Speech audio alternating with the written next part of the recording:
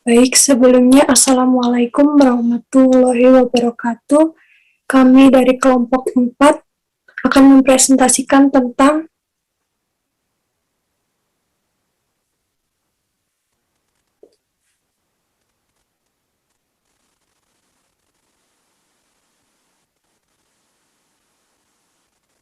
pengaruhnya dalam kehidupan.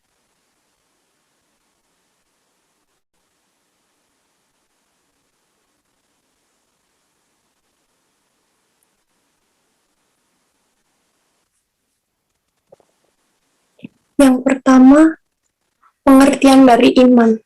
Iman dalam bahasa Arab berarti pengetahuan, percaya. Iman secara bahasa berarti membenarkan. Sedangkan menurut istilah, iman berarti mengucapkan dengan lisan, membenarkan dalam hati, dan mengamalkan dalam perbuatannya. Adapun iman menurut istilah yang sesungguhnya adalah kepercayaan yang meresap ke dalam hati dengan penuh keyakinan, tidak bercampur syak dan ragu, serta memberi pengaruh bagi pandang hidup, tingkah laku, dan perbuatan sehari-hari.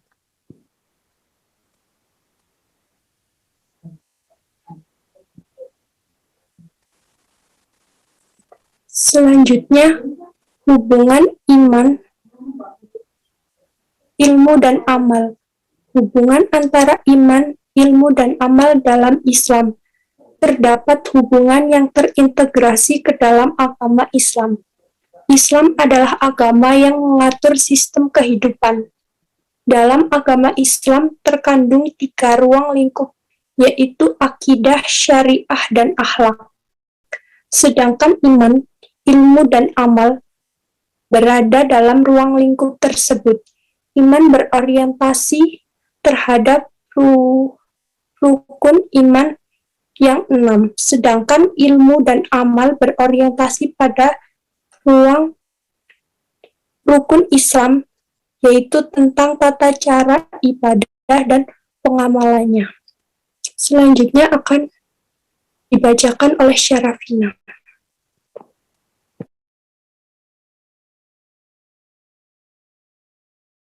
C. Karakteristik dan sifat orang beriman. Menyandang gelar orang beriman adalah predikat yang mulia. Allah mensifati sifat orang-orang yang beriman sekaligus. Dalam ayat kedua dan ketiga dari surat Al-Anfal, Allah menyebut ada 5 sifat di dalam ayat tersebut, antara lain 1. Memiliki rasa takut di dalam hatinya. Maksudnya, hanya orang yang beriman jika disebutkan nama Allah, muncul rasa takut dalam hatinya. Dan rasa takut tersebut sebagai bentuk mengagungkan Allah. 2. Naiknya iman ketika membaca Al-Quran. Maksudnya adalah ketika seseorang tersebut membaca Al-Quran, maka iman tersebut akan semakin naik dan orang tersebut akan semakin baik. 3. Tawakal hanya kepada Allah. Dia menyerahkan hidupnya kepada Allah. 4. Mendirikan sholat. 5. Senang berinfak.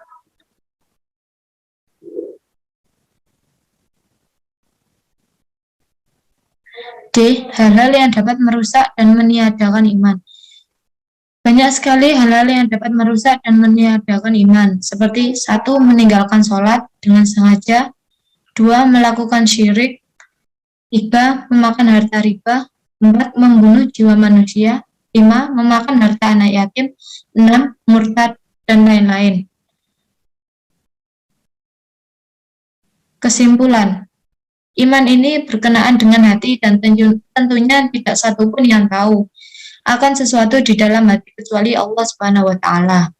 Namun, sebagai orang yang lemah, manusia dapat menilai apakah orang itu benar-benar beriman yang baik atau tidak. Tentunya dapat dinilai dari perbuatan baik maupun buruk yang nyatanya dalam kehidupan.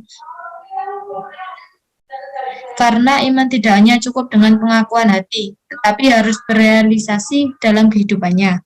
Bila perilakunya itu adalah indikasi bahwa imannya bagus, sebaliknya, bila jelek berarti imannya rusak. Sekian presentasi dari kelompok 4. Jika ada pertanyaan, silakan ditulis di kolom komentar. Wassalamualaikum warahmatullahi wabarakatuh.